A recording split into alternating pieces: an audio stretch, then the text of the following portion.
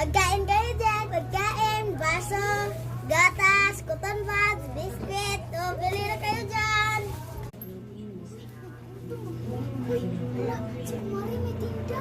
Kain kayo dyan. Kain. Oh, Utang na ako kay Kumari kasi nagtuwa.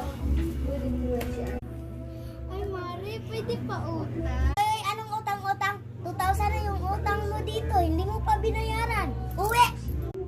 Ang tama ko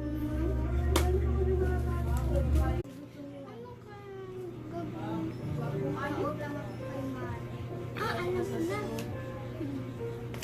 Dito. O, anong ginawa mo naman dito? Mangungutang ka naman? Sabi ko hindi.